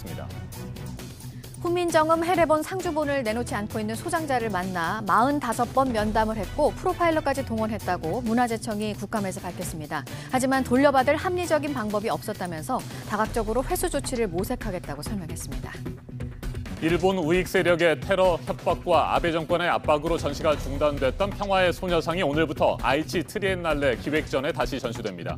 전시 중단 2달 만입니다. 소녀상은 오늘부터 폐막일까지 일주일 동안 일반에 공개되는데 관람객들은 금속 탐지기 검사를 받아야 하고 동영상 촬영도 할 수 없습니다. 북한이 잠수함 발사 탄도미사일을 쏜 것과 관련해 유엔 안보리 소집 요구가 나온 것에 대해서 김성 유엔 주재 북한 대사가 강하게 반발했습니다. 소집을 요구한 유럽 국가들의 뒤에 미국이 있다면서 좌시하지 않겠다고 말했습니다. 홍콩 시위 현장에서 마스크 착용을 금지하는 이른바 복면금지법이 지난 5일부터 시행되고 있는 가운데 이 법을 위반한 대학생과 30대 여성 등 2명이 처음으로 재판에 넘겨졌습니다. 시위대와 야당은 전체주의적 발상이라며 반발하고 있는데 일부에서는 계엄령 선포 가능성도 거론되고 있습니다. 아프리카 이주민들을 태우고 이탈리아로 향하던 배가 뒤집히면서 13명이 목숨을 잃었습니다. 모두 여성이었고 실종자 대부분은 어린이들입니다. 청탁 대가로 지역구 사업가들로부터 뇌물을 받은 혐의와 관련해 자유한국당 원유철 의원에 대해 검찰이 징역 8년을 구형했습니다. 금품 수수 기간이 길고 횟수도 여러 차례라며 5선 의원으로 다른 공무원에 비해 범죄의 중대성이 크다고 검찰은 설명했습니다. 영세 온라인 사업자들이 최대 1억 원의 사업 자금을 연 2%대 금리로 빌릴 수 있게 됐습니다. 카드사 결제 대금을 받기까지 보름이 걸려서 어려움을 겪는 이들을 위한 대출 지원입니다. 오는 14일부터 신청할 수 있습니다. 서울 지하철 9호선 노조가 어제부터 사흘 일정으로 파업에 들어갔는데 대체 인력 투입으로 지연 없이 정상적으로 운행됐습니다. 오늘 아침 출근길도 큰 혼란은 없는 것으로 보입니다. 지금까지 아침엔 주요 뉴스 정리해드렸습니다. 일본으로 가던 우리 여행객들이 발길을 돌린 지 넉 달째입니다. 일본행 비행기의 손님이 확 줄었다는 건 이제 뉴스가 아닙니다. 반면 동남아와 중국으로 가는 여행객은 수십만 명씩 늘었습니다. 이렇다 보니 항공사들이 하늘길을 새로 짤 수밖에 없는 상황입니다. 성화선 기자입니다. 항공사들이 가장 먼저 눈을 돌린 곳은 중국입니다. 일본으로 가던 단거리 비행기를 바로 보낼 수 있기 때문입니다. 대한항공은 27일 중국 난징을 시작으로 28일 항저우와 장자제에 각각 새로 하늘길을 엽니다.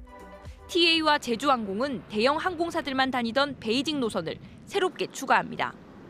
중국 노선은 57개에서 66개로, 운항 횟수는 한 주에 449번에서 588번으로 늘어납니다. 동남아와 유럽으로도 하늘길을 더 넓힙니다. 아시아나 항공은 대만 가오슝과 베트남 푸꾸옥을 정기 노선에 넣었습니다. 포르투갈 리스본과 호주 멜버른에도 새로 치항했습니다. 제주항공은 필리핀 보홀에 주 7회 직항편을 보냅니다. 외국 항공사도 인천말 노선을 늘렸습니다. 호주 저비용 항공사 제스타가 12월부터 골드코스트 직항편을 운영합니다. 일본을 대신할 여행지를 고르기가 더 쉬워질 것으로 보입니다. JTBC 성화선입니다. 아프가니스탄에서 군인들이 탄 버스를 노린 자살 폭탄 테러가 일어나 10명이 숨졌습니다. 버스 옆면이 검게 그을린 채 일그러져 있습니다. 현지 시간 7일 난가르하르주의 한 도로에서 자폭 테러가 일어났는데요.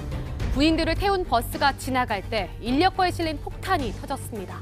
민간인을 포함해 10명이 숨지고 27명이 다쳤는데요. 희생자 중엔 어린이도 있는 것으로 알려졌습니다. 이번 테러의 배후를 주장하는 단체는 아직 나타나지 않았습니다.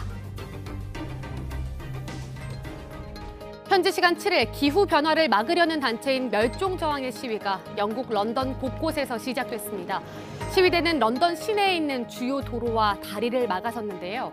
기후변화와 생태계 위기에 정부가 서둘러 대응해야 한다며 목소리를 높였습니다. 시위로 도심 곳곳에 통행이 마비되자 런던 경찰이 나서서 지금까지 100여 명을 체포했는데요. 앞으로 2주 동안 시위가 예정돼 있어 당분간 혼란은 계속될 것으로 보입니다. 미국의 월가를 상징하는 황소상이 피로 물들었습니다. 뉴욕 맨해튼에서도 멸종저항의 시위가 시작됐는데요. 기후변화의 심각성을 알리기 위해 수천 명의 운동가가 모여서 가짜 피를 뿌리는 등 퍼포먼스를 선보이며 시위를 했습니다. 경찰은 해산을 거부한 시위대를 체포했는데요. 운동단체 멸종저항은 전 세계 60곳이 넘는 도시에서 2주 동안 시위를 계속하겠다고 밝혔습니다. 미국 뉴욕주의 한 미용실에 불청객이 돌진해 현장을 아수라장으로 만들었습니다. 유리창을 깨고 미용실에 뛰어든 이는 다름 아닌 사슴입니다. 소파에 앉아있던 손님을 가까스로 비껴갔는데요. 대체 어디서 나타난 건지 벼랑간 예약도 없이 등장해서는 곧바로 문을 박차고 뛰쳐나갔습니다. 천만다행으로 다친 사람은 없었는데요. 경찰은 야생 사슴이 길을 잘못 든 것으로 보인다며 이후 어디로 갔는지는 찾을 수 없었다고 말했습니다.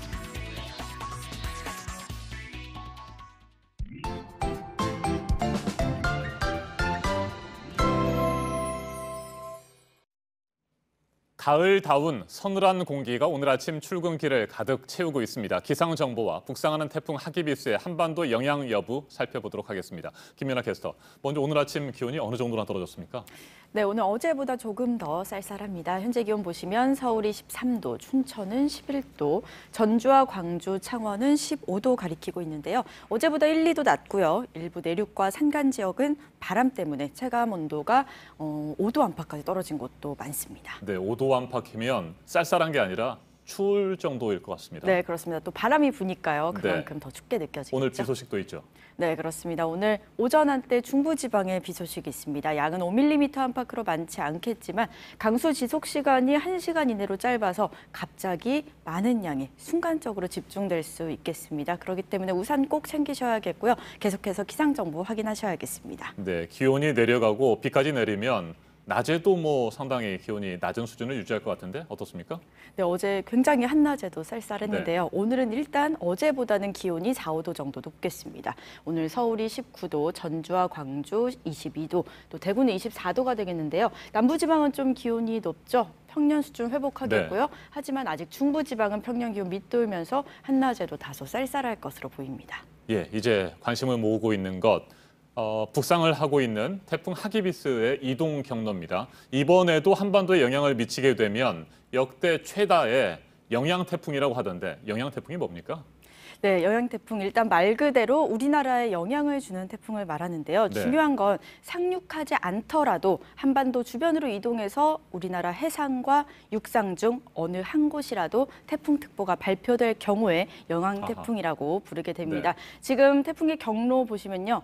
괌 북쪽에서 북상을 하고 있고요. 또 이후 일본 도쿄 방향으로 경로를 꺾으면서 우리나라와는 거리가 네. 상당히 있는 모습이죠. 하지만 이번 태풍 슈퍼 태풍으로 발달할 가능성이 높습니다. 따라서 영향력이 굉장히 크고요. 영향 반경도 넓겠습니다. 그렇군요. 우리나라의 남부지방까지도 비가 올 수 있고요. 또 바람의 영향을 받을 수도 있어서요. 앞으로의 경로 관심 있게 지켜보셔야겠습니다. 네, 하기비스가 일본 열도에 상륙할 것으로 예상되는 토요일과 일요일, 이 주말에 한반도에도 영향을 미칠 수 있다는 얘기입니다. 네, 그렇습니다. 물론 반경은 네. 한반도 안에서는 적겠지만 그래도 비가 올 수 있다는 점 참고하셔야겠습니다. 그렇게 해서 한반도에 영향을 미치게 되면 올해 한반도에 오는 8번째 영양 태풍이 되는 거겠군요. 네, 역대 최다 기록입니다. 알겠습니다. 기상정보와 태풍 소식 잘 들었습니다. 김연아 캐스터 수고했습니다.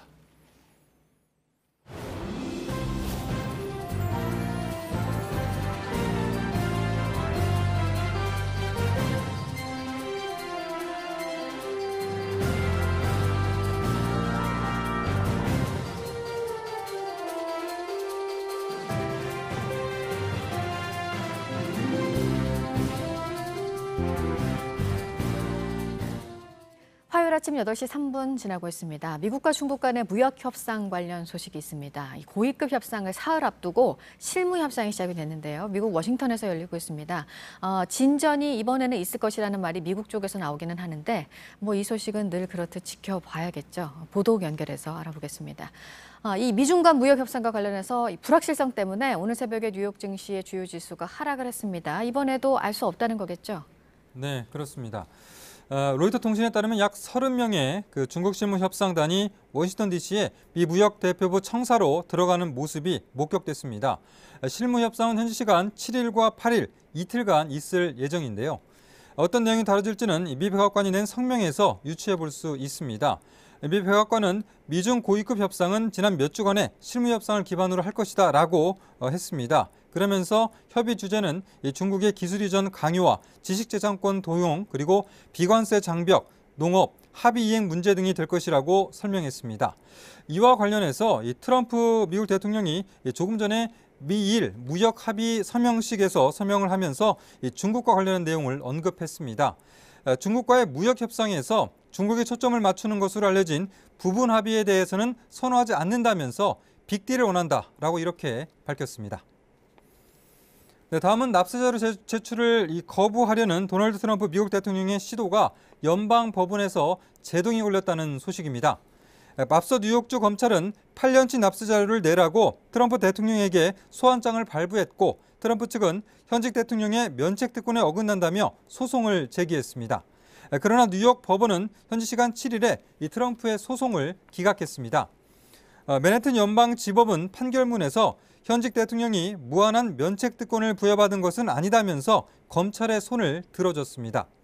이에 대해 트럼프 대통령 측은 즉각 항소하겠다는 입장을 내놨는데요.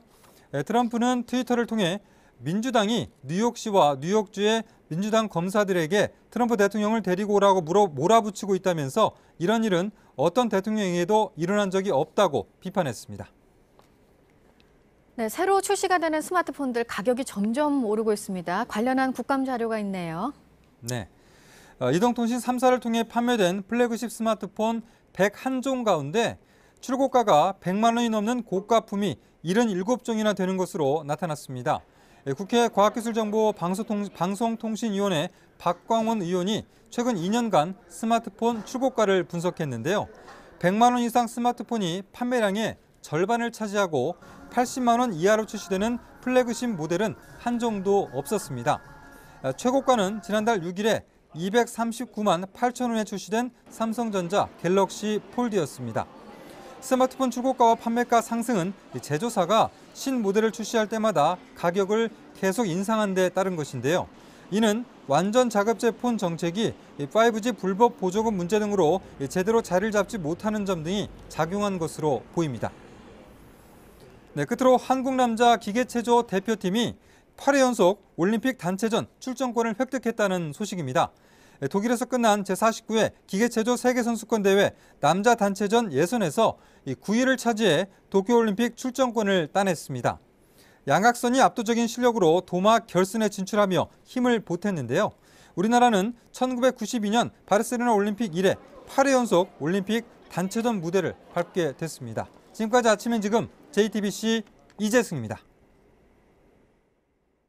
국회 법사위원회가 어제 서울중앙지검 등 검찰을 상대로 국정감사를 진행했습니다. 조국 법무부 장관 관련 수사에 실무 책임자가 출석한 상황에서 여야는 다시 치열한 공방을 벌였습니다. 문재인 대통령은 조국 장관 사태로 최근 장외 집회가 잇따르는 것과 관련해 처음으로 입장을 밝혔습니다. 국론 분열론은 생각하지 않는다 이렇게 말했습니다. 최영일 시사평론가와 정치권 이슈들 짚어보겠습니다. 어서 오십시오. 안녕하세요. 네, 먼저 어제 국회 법제사법위원회 국정감사 내용부터 살펴보죠. 여야 역시 치열하게 맞붙었습니다. 치열했습니다. 네. 또 특히 서울중앙지검에 대한 국감이 있으면서 배성범 중앙지검장과 또 송경호 네. 바로 이 조국 장관 일가 수사를 맡고 있는 지휘하고 있는 3차장 검사입니다. 그런데 이제 어제 좀 이례적이었던 것은 여당 의원들의 질타가 많았어요. 왜 자꾸 피의 사실을 언론에 유포하느냐 이런 질타도 있었고 처음에 인지수사를 어떻게 시작했느냐. 그래서 신문을 보고 이 정황이 이제 수상해서 이제 조사를 시작했다. 백혜련 이제 검사 출신의 의원은 그게 내사 아니냐. 신문을 보는 게 뭐가 내사냐. 이런 아주 좀 흥미로운 공방이 오갔고요. 또 이제 야당은 역시 조국 장관 가족 의혹 이게 이제 대부분 사실 아니냐라는 취지로 조금 어제 물의를 빚었던 것은 이제 정가윤 한국당 의원이 가족 사기단이라는 표현을 썼어요. 그러면서 이것이 아무리 혐의가 짙다 하더라도 무죄 추정의 원칙에 따르면 지금 국회에서 이렇게 낙인 찍는 것은 너무 과도한 표현이다. 송기현 민주당 간사는 너무 과한 표현을 좀 자제해달라. 하지만 조국 장관에 대한 그런 야당의 입장도 일부 이해는 한다. 이런 표현을 써서 조금 어쨌든 품위 있는 국회가 되기는 또 쉽지 않은 상황으로 보여집니다. 네, 패스트트랙 충돌과 관련된 검찰 수사, 뭐 이것도 어제 중요한 이슈가 됐죠? 가장 좀 심각한 이 막말, 망언이 나왔는데요. 여상규 이 법사위 위원장 아니겠습니까? 한국당 의원이신데 이 패스트트랙 수사에 올라 있어요. 이 김종민 민주당 의원이 지금 어쩌면 피고발인 신분이기 때문에 그 질문은 해서는 안 된다. 왜냐하면 수사 외압이 될 수 있다. 남부지검 가서 하셔야 될 말씀을 왜 국감장에서 하느냐 이런 질타를 하자 사실은 이게 웃기고 앉아있네 땡땡 같은 게라는 좀 욕입니다. 욕설입니다. 이게 그냥 다 방송을 타버렸어요. 마이크를 타고 이제 이 장면이 지금 SNS에서 많이 회자되고 있는데 직접 말씀은 못 드리지만 이미 뭐 많은 분들이 다 알고 있는 내용입니다. 이게 참 아까 품이라는 저 표현을 제가 썼습니다만 정말로 이건 조금 이제 무례하다 못해 국회에선 도저히 나올 수가 없는 말이다. 속기록에서 삭제되긴 했습니다만 국민들은 뭐 대다수 다 알고 있는 상황이 돼버려서 그렇다면 여기에 대해서는 좀 서로 사과하고 앞으로 절대로 이런 이제 욕설이나 막말이 국회에서 난무하는 모습은 보이지 말아야 한다. 내년 4월 총선인데요. 이 부분에 있어서 20대 국회가 너무 막 가는 것 아닌가 하는 안타까움도 있습니다.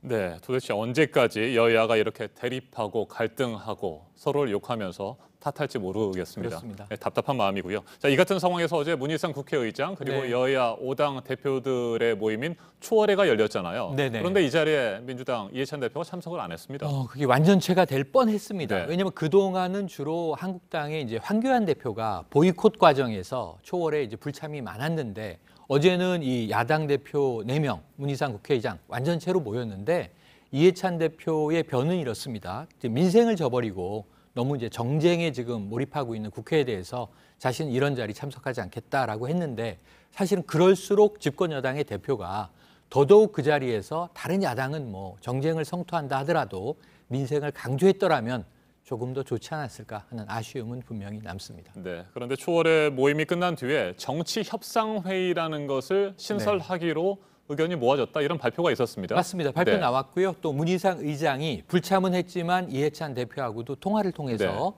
정치협상회의를 구성하는 데는 동의, 합의를 이끌어내서 여야 대표 모두의 동의를 구해서 문희상 의장이 과거의 초월에는 매월 첫째 월요일에 한 번 정도는 여야 대표가 모여서 조금 국정을 숙고해보자 이런 취지였는데 사실은 이게 이제 덜컹덜컹 하지 않았습니까? 그런데 정치협상회의라는 조금은 엄중한 이름이 붙었으니까 여기서 좀 이 정쟁의 이슈들도 해소하고 민의도 수렴하고 그리고 무엇보다도 민생 중점의 좀 정책 과제를 토론하는 자리가 되기를 좀 정상적으로 작동하기를 기대해 보고요. 지금 이 정쟁의 물꼬를 트는데 여야 대표들이 힘을 모아주기를 기대해 보게 되는 대목입니다. 네, 여의도 정치가 실종됐고 뭐 아무런 역할도 못 하고 있는 상황 아니겠습니까? 비판도 거세고요. 이 같은 상황에서 정치 협상 회의 뭐 충분히 제 역할을 다해서 정치력을 좀 발휘해줬으면 좋겠다는 생각이 듭니다. 그래야 이제 거리의 정치가 사라질 수 있고 어제 문재인 대통령 3주 만에 수보회의의 메시지가 그 대목이었던 거죠. 국론분열은 아니라고 본다. 광화문과 이 서초동 집회로 지금 대변된 부분에서 대통령의 방점은 검찰 개혁에 있었습니다. 이 광화문 집회에 나온 국민들도 검찰 개혁에 반대하는 것은 아니지 않나 이런 청와대의 또 기자에 대한 답변도 있었고요. 그래서 이제 검찰 개혁에 오히려 이 법무부 장관과 검찰총장이 한 몸이라는 것을 인식하기 바란다라는 메시지가 나왔어요. 그러면서 이제 대통령의 메시지는 국회가 민의를 제대로 수렴하지 못하기 때문에 거리 정치가 재현됐다. 그럼에도 불구하고 이제 거리에 나오신 국민들 목소리 높여주신 데는 감사를 표하면서 이거 직접 민주주의의 긍정적인 측면도 대통령은 이제 지적을 했습니다만 어쨌든 이제 국회가 제대로 민의를 수렴해야 되는 대목도 분명히 있는데 어제 대통령의 메시지에 대해서 야당 측은 대통령이 책임져야 할 문제를 정치권으로 돌리고 있다. 그러니까 이 부분에 대해서 이제 조금 또 듣기 불편한 이제 격한 표현도 나왔는데요. 뭐 우이독경을 패러디한 문희독경 아니냐 이런 이제 야당 대변인의 비판도 있었는데 사실은 이게 검찰 개혁에 방점을 둔다면 대통령의 메시지도 전 옳다고 봅니다. 네. 그런데 문제는 또 조국 장관의 거취 문제나 네. 조국 장관의 적격성 문제에 우리가 또 방점을 둔다면 분명히 국론이 나뉘어 있는 것도 사실이거든요. 그래서 이 문제를 어떻게 해소할 것인가 하는 것이 청와대와 여당의 가장 큰 숙제로 떠오른 것도 사실입니다. 네, 그와 관련해서 비판하는 측에서는 이런 얘기도 합니다. 광장에서 나오고 있는 목소리는 검찰 개혁, 조국 수호뿐만이 아니고요. 조국 장관의 사퇴를 요구하는 목소리도 거센데 네. 이와 관련해서는 조국 장관의 사퇴를 요구하는 목소리에 대해서는 문재인 대통령이 전혀 언급을 하지 않았다. 네. 검찰 개혁에만 방점을 뒀다. 이런 비판입니다. 어떻게 그래서 생각하십니까? 이제 서초동에 힘을 실어줬다라고 이제 보는 게 이제 야당의 분석이고요. 네. 그리고 야당에서는 아까 문희독경이라는 또 패러디를 끄집어낸 것도 말씀하신 대로 굳이 조국 장관 사퇴에 대한 이제 목소리 또 적지 않은 목소리는 대통령이 귀를 닫고 있는 것 아니냐 하는 비판인데 이 대목은 우리가 조금 이제 시간을 가지고 지켜봐야 될 것 같습니다. 대통령이 이제 임명할 때도 사실은 분위기는 엄중했죠. 네. 그러면서 이 조국 장관 후보가 당시에는 특별히 지금 이제 가족 관련 이 혐의에 직접 연루돼 있는지는 아직 드러나지 않았다. 이게 검찰 수사에서 방점을 찍어줘야 되는 대목이에요. 과연 조국 장관도 피의자가 될 것이냐. 지금 정경심 교수의 이제 마지막 소환을 한 번 더 하고는 아마 구속 여부 내지는 기소 여부를 다투게 될 텐데 조국 장관이 이 부분에서 어떻게 법적인 혹은 도의적인 책임을 질 부분이 있는지 그리고 이제 그런 것이 드러났을 때 혹은 검찰이 정리했을 때 인사권자인 대통령은 어떤 또 결단을 내릴지 이걸 조금 지켜봐야 할 대목으로 시점은 점점 다가오고 있는 것 같습니다. 알겠습니다. 지금까지 최영일 시사평론가였습니다. 말씀 잘 들었습니다. 고맙습니다. 대법원 보고서를 유출한 혐의로 재판을 받고 있는 유해용 전 대법원 수석재판연구관의 재판에서 보고서가 유출된 당시의 상황에 대한 구체적인 증언이 나왔습니다. 유출된 보고서를 작성한 현직 부장판사가 증인으로 출석했는데 보고서가 대법원 밖으로 나가는 것은 심각한 문제라고 말했습니다. 공다솜 기자가 보도합니다. 사법정책연구원 연구위원으로 근무 중인 이수진 부장판사는 2015년부터 1년간 대법원에 새로 올라온 사건을 검토하는 재판연구관으로 근무했습니다. 이 부장판사는 2016년 2월경 당시 팀장에게서 작성한 보고서 전부를 USB에 담아달라는 요청을 받았다고 증언했습니다. 함께 근무했던 연구관 10명도 같은 요청을 받았습니다. 한 사람당 연간 1000여 건의 보고서를 작성했던 걸 감안하면 대략 11,000건가량이 저장된 겁니다. 검찰은 이렇게 준비된 USB를 유해용 전 수석재판연구관이 퇴직 후 가지고 나갔다고 판단했습니다. 특히 이 보고서를 자신의 변호사 활동에 사용한 걸로 의심하고 있습니다. 이 부장판사는 보고서가 대법원 밖으로 유출되는 건 있을 수 없는 매우 심각한 문제라고 강조했습니다. 사건 당사자 이름 등이 들어가 있고 대법원이 보고서 내용대로 결론을 내리는 경우도 있어 매우 예민한 내용이기 때문입니다. 하지만 유 전 연구관 측은 업무상 자연스럽게 얻은 보고서를 퇴직하며 그대로 갖고 나온 것뿐이라고 반박했습니다. 한편 재판에서 유 전 연구관 측은 이 부장판사가 JTBC 뉴스룸과의 인터뷰에서 강제징용 사건 지연 의혹을 폭로한 것을 두고 문제를 삼기도 했습니다. 유 전 연구관 측은 인터뷰 내용이 공무상 비밀 누설이 아니냐고 물었지만 이 부장판사는 강제징용 피해자들이 살아계셨을 때 선고를 해야 한다는 생각으로 제보를 하게 됐다고 반박했습니다. JTBC 공다소입니다.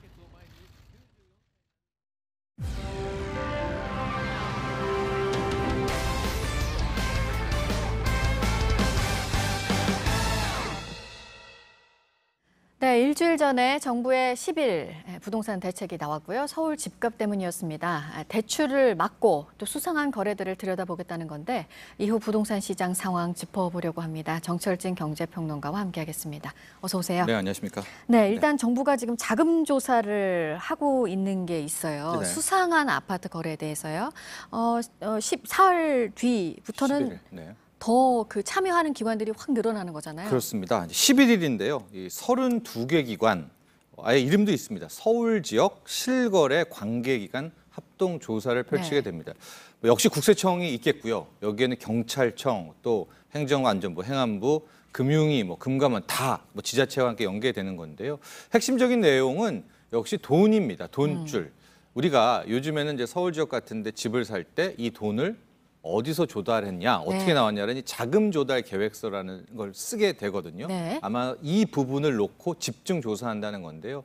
특히 이번에는 그 어느 지역도 굉장히 좀 적시를 했습니다. 네. 강남 4구 그리고 당연히 포함이 되고요. 예, 마용성이라고 부르는 마포, 용산, 성동 그리고 서대문구 서대문구. 이 8개 구 서울 지역을 집중 조사한다는 게 뭐 이번에 핵심 내용이었습니다. 네.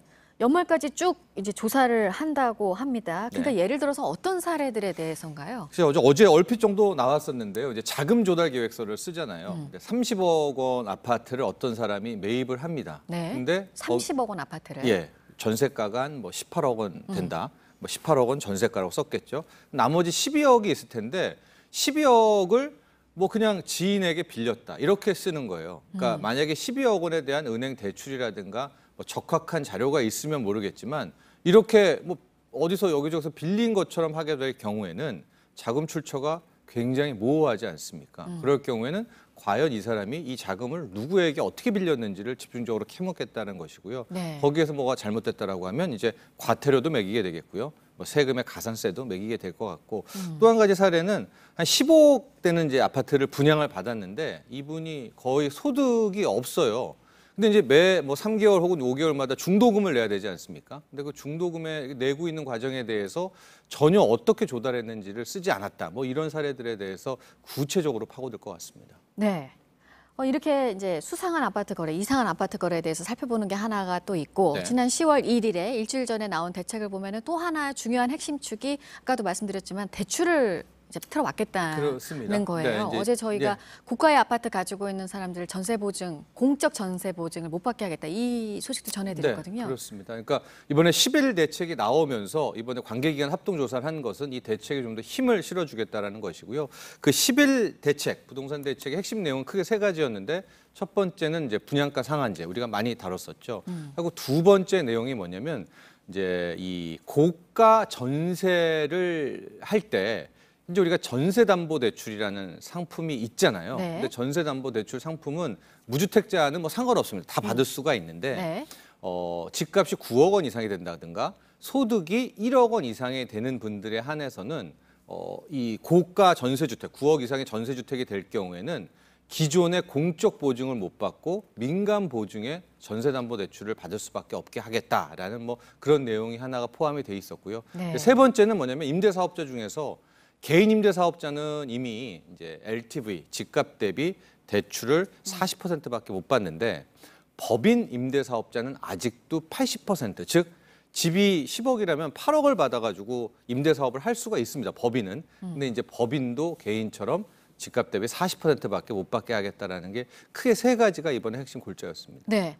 그리고 그 재건축 재개발 단지에 대한 분양가 상한제 네. 소급 적용 논란이 좀 있었어요. 네. 이번에 좀 또 얘기가 나온 게 있었잖아요. 그렇죠. 이제 이게 좀 이야기가 좀 논란이 되고 있는데요. 네. 이제 첫 번째 이번 11 대책의 핵심이 분양가 상한제였었단 말이죠. 네, 네. 근데 분양가 상한제가 처음 8월에 이야기가 나왔을 때는 이미 관리 처분 계획 인가를 받은 아파트라 할지라도 적용이 된다. 분양가 상한에 네. 맞는다라고 해서 뭐 굉장히 논란이 컸었죠. 왜냐하면 관리처분 계획 인가라는 자체가 소유권이 확정됐다는 뭐 그걸 배경으로 하거든요. 근데 네. 이번에 나온 것은 조금 후퇴를 해서 이미 받은 이 처분인가, 관리처분인가를 받은 곳은 6개월간 유예를 주겠다라는 이제 유예가 나온 거예요. 분양가 상한제 유예. 네. 근데 이게 왜 논란이 됐냐면 6개월이면은 쭉 가보시면 이제 10월 말에 이제 법령이 나오니까 네. 내년 4월이 되지 않습니까? 네. 내년 4월에 총선이 있잖아요. 그러니까 일각에서는 총선용으로 이걸 한 발 후퇴한 것이 아니냐. 그렇다면 정부가 정말로 분양가 상한제를 통해서 집값 잡으려는 의지가 있냐 없냐 이제 이런 논란이 나오게 된 것이 이번에 6개월 유예 방침이었습니다. 네. 그럼 이제 궁금한 것이 이렇게 재건축 단지 분양가 상한제는 좀 풀어줬고 대출은 더 못 받게 하겠다고 전세담보대출은 하고 뭐 자금 걱정하고요. 출처는 더 꼼꼼히 들여다보겠다고 네. 한 이 대책 이후에 지금 부동산 시장은 어떻게 이걸 받아들이고 있나요? 일단은 강남은 완전히 급등한 상태였기 때문에 네. 11 부동산 대책 이후에는 약간 숨고르기에 들어간 것이어서 이게 이 11 부동산 대책, 즉 뭐 분양가 상한제 뭐 이런 내용 때문에 숨고르기에 들어갔는지 아직까지 판단하기는 좀 힘들고요. 뭐 어제 그제 일단은 부동산 중개업소 좀 스케치를 해보면 관계기관 합동조사 나온다고 하잖아요. 11일부터. 네, 네. 그러니까 이미 이제 또 과거에도 이런 조사 나오면 아예 문을 닫고 휴가를 가버립니다. 왜냐하면 이제 자료를 다 달라고 하게 되니까 이제 그런 모습이 보이고 있어서 적확하게 말씀드리면 현재 뭐 투자 심리가 수그러들었다라기보다는 네. 부동산 중개업소들이 이제 거의 아마 당분간 한 1, 2주일은 또 문 닫지 않을까 뭐 이런 예상을 해볼 수가 있을 것 같고요. 네. 기본적으로 지금 돈들이 너무나 많고 현금 부자들이 지속적으로 이 아파트, 그것도 강남 아파트만 노리고 있어서 아마 이 부분에 대해서는 정부도 많은 고민이 좀 필요할 것 같습니다. 네, 여기까지 듣도록 하겠습니다. 정철진 경제평론가였습니다. 고맙습니다. 네, 내년에 차량을 10,000대까지 늘리겠다는 승차 공유업체 타다의 방침에 국토부가 적절하지 않다는 입장을 밝혔습니다. 그간의 논의를 원점으로 돌리고 사회적 갈등을 일으킬 조치라고 했습니다. 이한주 기자입니다. 승차 공유업체 타다가 기자간담회를 열고 영업 확장을 공식화했습니다. 현재 서울과 일부 수도권에서만 운영하던 서비스를 전국으로 확대한다는 겁니다. 1,400대인 차량을 내년 말까지 1만 대로 늘리고 운전사도 5만 명까지 충원한다는 계획입니다. 택시 면허를 사들인 만큼만 타다를 운행하게 하자는 지난 7월 상생안에도 정면 반발했습니다. 회사가 잘못되어 망했을 때 국가가 면허권을 다시 사줄 것이냐며 반문한 겁니다. 당장 택시업계가 합의 파기라며 발끈하고 있습니다. 합의안을 중재한 국토교통부도 강력한 경고 메시지를 내놨습니다. 국토부는 타다의 계획에 대해 합의를 원점으로 돌리는 부적절한 조치라며 타다 서비스 근거인 여객자동차 운수사업법 시행령 개정을 추진하겠다고 맞섰습니다. 현재 합법과 불법 사이에서 줄타기를 하고 있는 타다 서비스를 불법으로 규정 지을 수 있다는 의미입니다. 상생안으로 가라앉았던 갈등이 다시 수면 위로 올라오면서 업계 간, 업계와 정부 간 충돌이 이어질 것으로 보입니다. JTBC 이한주입니다. 박태환이 전국체전 2번째 경기에서도 금메달을 추가하며 대회 2관왕에 올랐습니다. 박태환은 어제 경북 김천에서 열린 제100회 전국체육대회 남자 자유형 200m 결승에서 1분 46초 90으로 우승했습니다. 이로써 박태환은 체전 통산 37개의 금메달을 목에 걸었습니다. 3개 종목에 더 출전할 예정인 박태환은 이보은 전 강원도청 감독의 38개 금메달 기록을 넘어설 가능성이 큽니다. 재미교포 케빈 나, 한국 이름 나상욱 선수가 남자 골프 세계 랭킹 24위에 올랐습니다. 어제 미국 라스베이거스에서 끝난 PGA 투어 슈 라이너스 아동병원 오픈에서 투어 통산 4승을 따낸 케빈 나는 지난주 세계 랭킹 42에서 16계단 뛰어올랐습니다. 브룩스 캡카, 로리 맥킬로이, 더스틴 존슨이 여전히 세계 랭킹 1, 2, 3위를 지켰고 타이거 우즈는 8위에서 1계단 내려간 9위가 됐습니다. 한국 선수 중에서는 올 시즌 PGA 투어 신인상 수상자인 임성재가 47위를 유지, 46위에서 48위로 밀린 안병훈을 제치고 최고 순위를 기록했습니다.